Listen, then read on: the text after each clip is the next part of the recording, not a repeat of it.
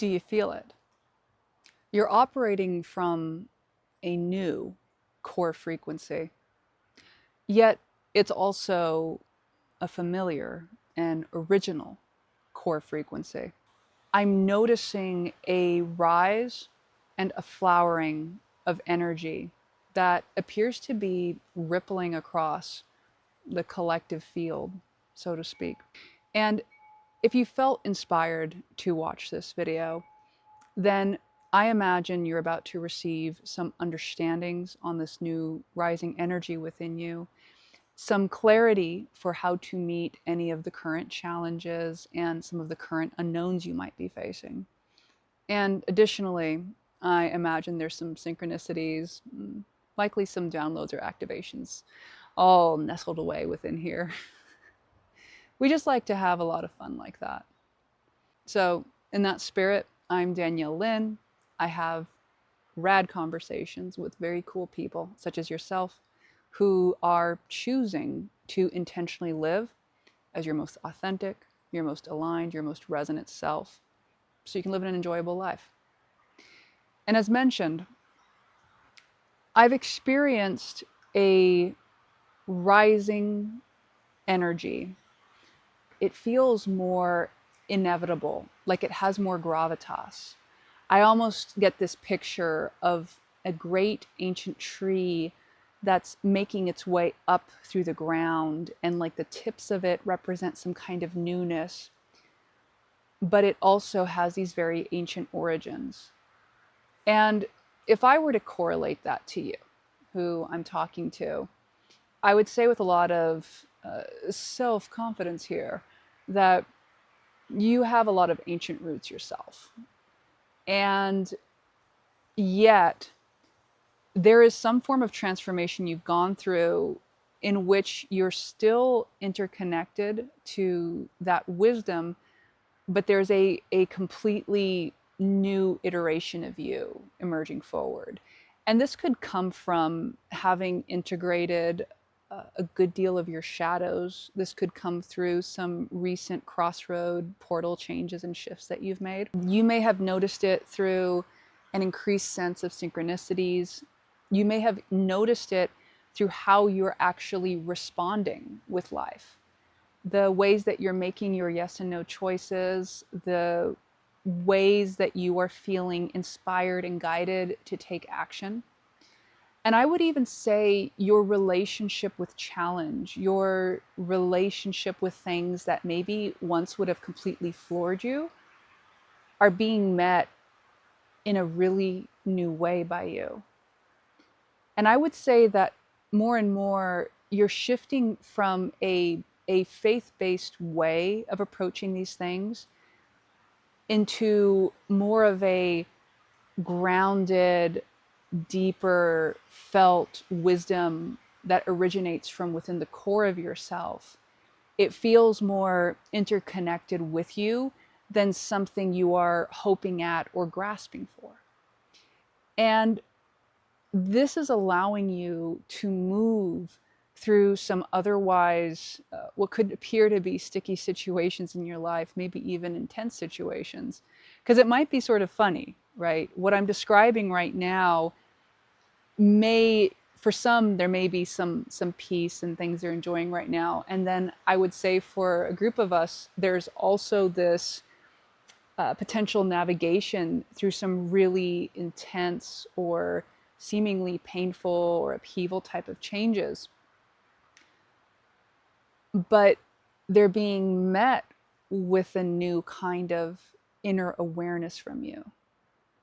And I'm not discounting any feelings you may have around it, just noticing the shift from a reactive level approach into the responsive, the aware, whether or not you have connected to the full knowingness of what to do. There's this awareness.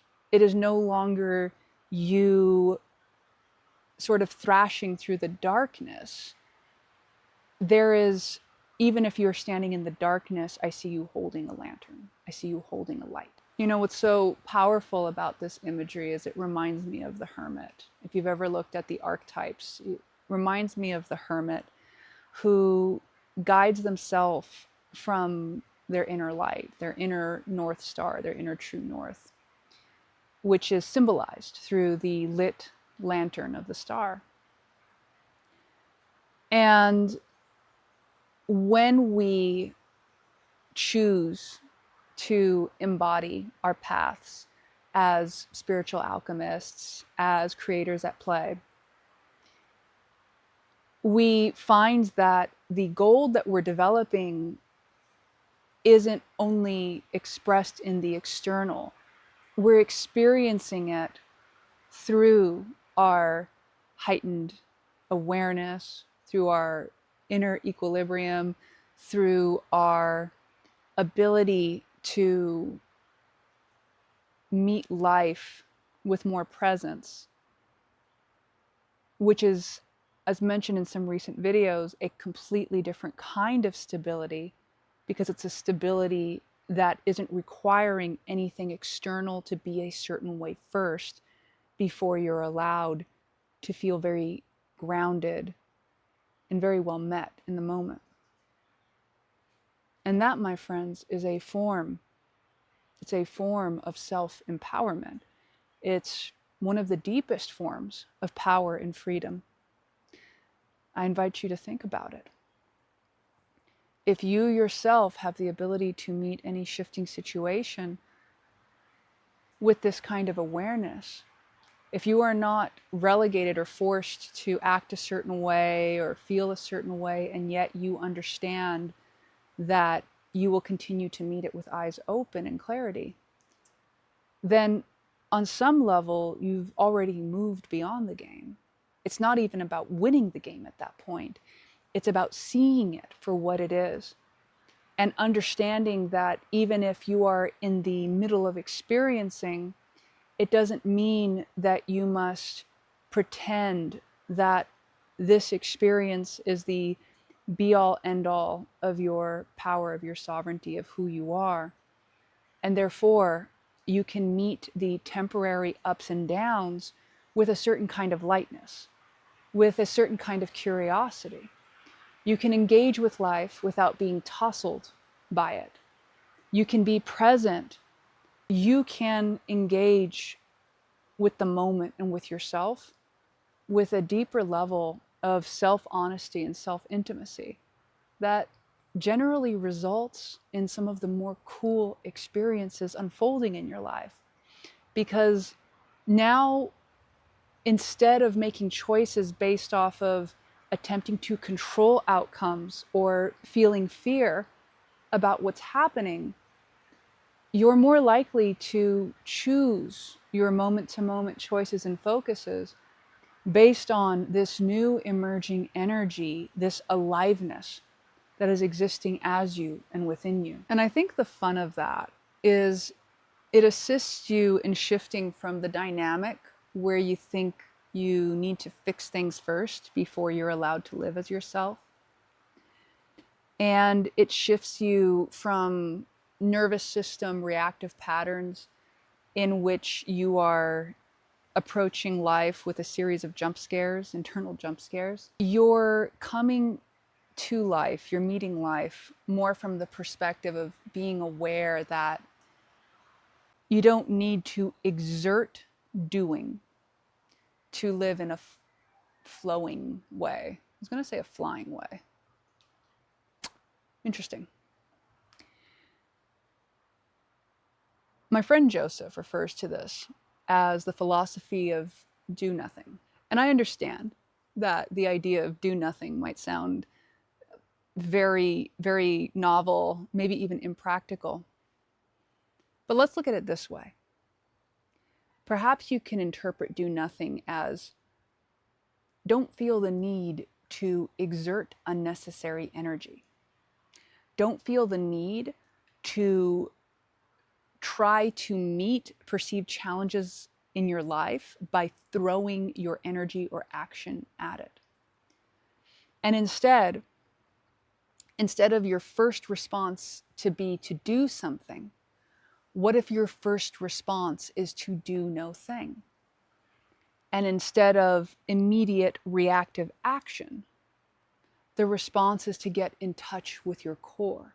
The response is to be present, not from a place of trying to fix or needing to fight life, but quite the opposite, to simply being in tune, attuned to what this moment in life is bringing forward and calling forward. And as such, instead of operating from the do, exert, force place, now you're moving from the synchronistic field. Now you're moving from the place in which, in the present moment, you'll receive an understanding of the inspired action or no action, because sometimes the answer is no action. And then instead of operating with fear as the baseline, you're operating with presence as the baseline.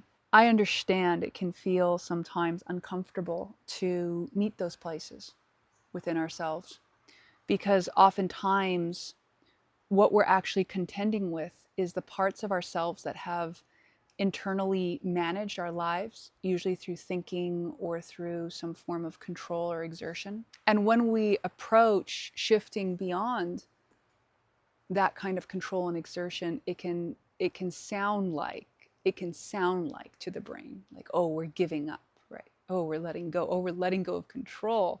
Everything's going to get wild. But this is just rooted in perhaps not understanding when you let go of the forced control, you're actually allowing your deeper system to engage and start moving with you, moving as you. When I say contemplate, whether or not it immediately, so I'm going to invite you to genuinely contemplate this. And what I mean by that is hold it lightly in your mind's eye, like just very lightly. You're aware of it, but you're not trying to think about it or figure it out. You're just observing it. And allow yourself to simply feel the possibility. What if it was possible to do nothing, to not need to overexert in order for everything to get done masterfully, in order for me to live a version of life that's coherent for me? What if it's not laziness? What if it's practicality? What if overaction was a way that I thought I kept myself safe, but I was really just burning my energy reserves? And now that I have deeper stability within me, now that I'm more and more connected to my core stability, I am actually being shown and invited opportunities to more and more so let go of the illusion of control, so that I can actually sit in my seat of responsibility, which is different than control. It's my ability to be present and respond in energetically appropriate ways, in ways that are rooted in equilibrium, self-trust, universal synchronicity, that don't find themselves as scattered when external changes happen, but find yourself responding with more clarity, with more wisdom, with more being you. I'm going to close today's conversation sharing with you an image I drew.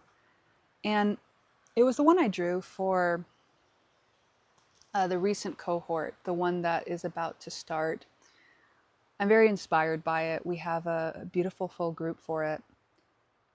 And I wanted to go ahead and share with you the symbol that came forward when I was meditating on this particular cohort. You can see right here. And it started with the triangle facing upwards, which is a very masculine symbol. And then it was followed by the 3 points, which I came to understand higher mind, and then in the middle heart, and then below was gut and root. Then the infinity symbol came around it. Then the other triangle appeared, the downward facing triangle. And so what this creates is this creates a harmonic of the balance of masculine and feminine energies. Okay, the masculine showing up and then the feminine rooting in. And then at the very bottom, we have a spiral, some form of rebirth. And at the top, there appears to be a sun, or at the very least, a radiant energy. I could also recognize it as a third eye from the dot within there. And I share this symbol with you so that you can meditate on your versions of this symbol. You can meditate on your versions of what it's communicating. Because in many ways, this is an invitation to integration. This is an invitation to coherence. It is a pathway into yourself. I am really enjoying, by the way, in the previous video, the video previous to this linearly in time, I was really enjoying everyone's poems, by the way. I'm going through and reading them. So just wanted to share my appreciation for that. It's very inspiring to see how many creators, expressive beings, artists that we have navigating this space. And so if you feel inspired to share some more where you're at in your journey, I always love hearing that. And so, my friend, if you are inspired to explore some things that are deeper, I'm actually very excited. I'm creating something right now. So I have something in the works to share with y'all. And for now, if you haven't gotten it already, please do get the flow book. It's in the description link. You can also check out the Self Alchemy Lab. There are some fun experiments going on in there, so check it out. And you can also register for future cohorts, future experiences. These come up intuitively. And like I said, each one's different. So if this one wasn't the one for you, you can always check back at another time.